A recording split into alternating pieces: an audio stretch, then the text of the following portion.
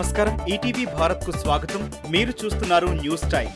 ఓట్ల లెక్కింపు ఏర్పాట్లపై సిఈసి వరుస సమీక్షలు, క్రౌడ్ మేనేజ్మెంట్ పై చర్యలకు ఆదేశం. వీడియో కాన్ఫరెన్స్ ద్వారా సమీక్షలో పాల్గొన్న సీఈఓ ఎంకే మీనా. సీఎస్ భూదందాపై ఆధారాలున్నా చర్యల్లేవన్న బొండా ఉమా. సీఎం ఆయన బంధువుల అండతోనే జరిగిందని ఆరోపణ.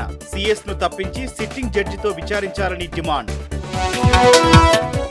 ఇండోసోల్ ప్రాజెక్టుల పేరుతో భూములు దోచేశారన్న బీజేపీ. అధికారం దిగిపోయే ముందు జగన్ అక్రమాలు చేస్తున్నారని ఆగ్రహం. బినామీ కంపెనీలకు జగన్ దోచిపెడుతున్నారన్న లంకా దినకర్. 2 నెలలుగా పింఛన్దారులను ఇబ్బంది పెడుతున్నారన్న దేవినేని. జూన్ 1న ఇంటి వద్దే అందించాలని డిమాండ్. ఏప్రిల్, మేలో 10ల సంఖ్యలో వృద్ధుల మరణాలకు కారణమయ్యారని ధ్వజం.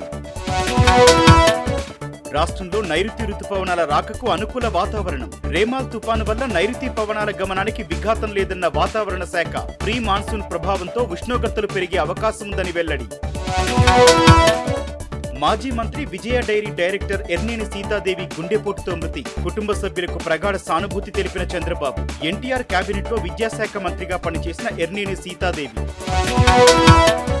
కవిత బెయిల్ పిటిషన్పై రేపు ఈడీ, సిబిఐ వాదనలు. బెయిల్ మంజూరు చేయాలని పిటిషన్లు దాఖలు చేసిన ఎమ్మెల్సీ. నిబంధనలకు విరుద్ధంగా అరెస్టు జరిగిందన్న కవిత తరపు న్యాయవాది. సికింద్రాబాద్ రైల్వే స్టేషన్లో 62 కిలోల గంజాయి పట్టివేత. ఒడిషా నుంచి నాందేడ్ కు తరలిస్తున్నట్లు పోలీసులు గుర్తింపు. ఘటనలో 5గురి అరెస్ట్, మరో నిందితుడు పరారి.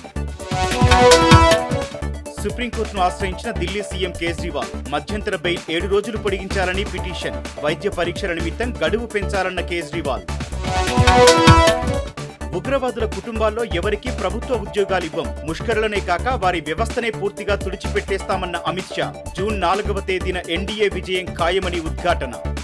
ఇవి ఇప్పటివరకున్న ప్రధాన అంశాలు. మరిన్ని తాజా అప్డేట్స్ కోసం www.etvbharat.com వెబ్సైట్ ను సందర్శించండి.